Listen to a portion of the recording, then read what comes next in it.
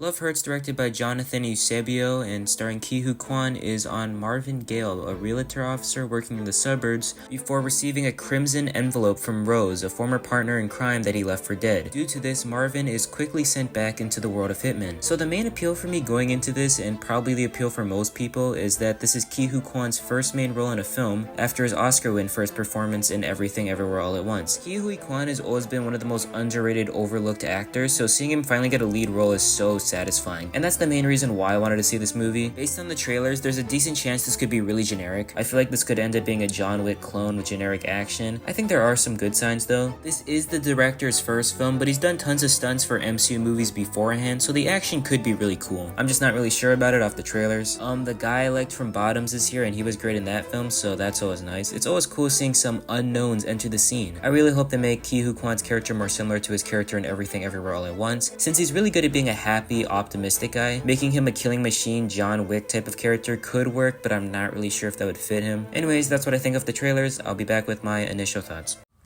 Yeah, it was alright. It's just like, to summarize my thoughts, I guess, the first half was pretty bad, and the second half was also pretty bad, but it's more in like a so bad it's good kind of way. I don't know. I had fun. It was pretty fun. That's about it. I don't really got... Actually, I do kind of have... I wrote quite a lot for, like, notes, so... Oh, ignore that. What is going on over there? Yeah, so... I thought it was okay, and I should have... This video should be decently long, so here is my full thoughts.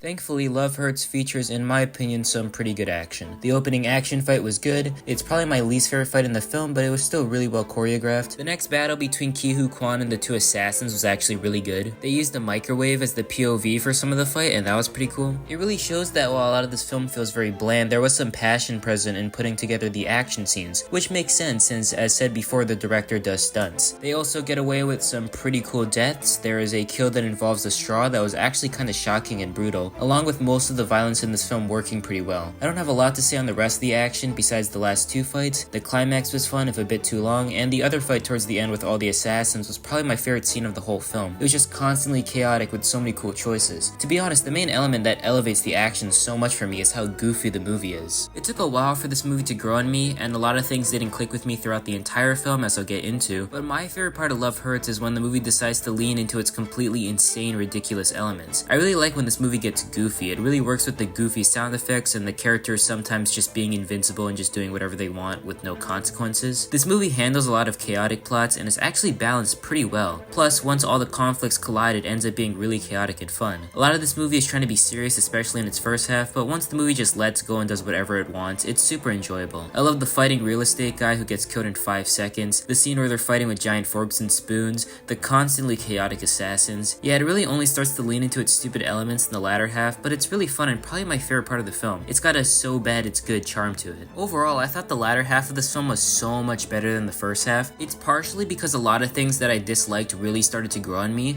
mainly the characters. I'll get into the main character and why I don't really like him, but all the other side characters, specifically the assassins, got a lot better. The guy from Bottoms, also known as niche football player Marshall Lynch, is really great in this movie. His dialogue isn't great, but his delivery and general attitude throughout the film is so great, just like Bottoms. The two duo villains are like Lesser, Lemon, and Tangerine from Bullet Train, but they're both very silly, fun villains, especially that scene with the big fork and spoon. That's like peak. I think they're the only characters throughout the film that remain consistent in quality. Rose isn't great, but her being an unhinged lunatic was kind of fun. I kinda like the cowboy guy. That one scene with the cowboy hat symbolism was kind of cool. Lastly, the MVP here is Poet Guy. I didn't really care for him a general amount of the film, but once he started fighting with feather daggers, he really grew on me. Lastly, come on, the fighting real estate guy, that's my goat.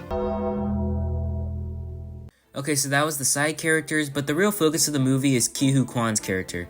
Ki-hoo Kwan, as expected, was pretty good. He's nowhere near as great as his other roles, even as a child, but he's fun here. His character, though, isn't the best. He's okay for most of the film, but one of my biggest fears going in ended up being true. I really hate how Marvin, or whatever, is an evil killer that's hiding under a nice persona. It's kinda back and forth and the message isn't clear, but the idea of him previously being a killer but moving on with his life is pretty good, and I hate how other characters throughout the film think his current life is a lie. Even though the this movie doesn't really take the time to show that. You could say they're wrong and Marvin is living a good life, but the movie also never really shows that because the opening is so short. I do appreciate the movie for making Ki-Hoo Kwan play a happy guy, but they really drop that towards the end where he just starts beating up people for annoying him. Like, he's really not a positive character. I just really hate the message of him going back to his old roots. It really bothered me and ruined the ending. While Ki-Hoo Kwan is good in this film, I can't say that about the others. The assassins for the most part are fine, but there's a lot of pretty poor acting in a lot of other places. The big boss's sidekick has really bad dialogue and really bad acting, which is like a double combo for a bad character. The actual big boss himself also has like really extra bad dialogue, and the acting is also not that good. Rose also isn't very good at all. Like, her dialogue is also still bad and the acting is pretty weak. That's most of the writing and acting stuff out of the way, but on a technical scale, this movie is also super flawed. This movie has really bad editing, and it's strange because the only times the editing actually works is during action and nothing else. There's a lot of very uncomfortable pauses between phone scenes. There's like that aggressive zooming on characters that I hate. I'm pretty sure for some reason they speed up footage at points to make them more intense. Why? There's also a lot of obvious dubbing, and the biggest issue is easily the narration. Why would you add narration to show what the characters are thinking? And it's not just the main character, they do it multiple times for other characters to directly tell the audience what they're thinking. Yeesh, that's bad. I wouldn't say overall the pacing in this film is the worst part, but the pacing at the start of this film is terrible. This film would have benefited so much if we got more time with Ki-Hoo Kwan's character before everything got chaotic. Like, if we got a flashback scene before the film started or just had more breathing room, this film wouldn't feel so rushed. Due to nothing being set up, we get so much exposition throughout this movie. Like, Rose talks about the main character's mustache even though we've never seen him with it a single time in the movie up until that point. It's a weird comparison, but this feels like the kind of movie where they expect you to already know what's going on because you've seen the trailers. This doesn't just apply to the major plot points. A lot of the characters' motivations are only explained through narration in their head. It's so messy and completely ruins like 50% of the film. There are way too many flashbacks, too much exposition, too much narration. These elements are just the worst part of the film. Overall, I thought this movie was pretty okay. This movie was very boring and annoying at its start, with okay acting and good action. Once the movie leaned into being stupid and ridiculous, it grew on me, and towards the end, I enjoyed it a lot. I didn't have time to touch on it since I wasn't sure where to put it, but there are also some very questionable, potentially racist moments during this film too. I didn't have enough to say on it, but it also dragged down the movie a bunch for me. My favorite element was the action that was benefited by the goofy tone towards the end, and my least favorite element was the over-exposition. So I'm gonna give Love Hurts a high 5 out of 10.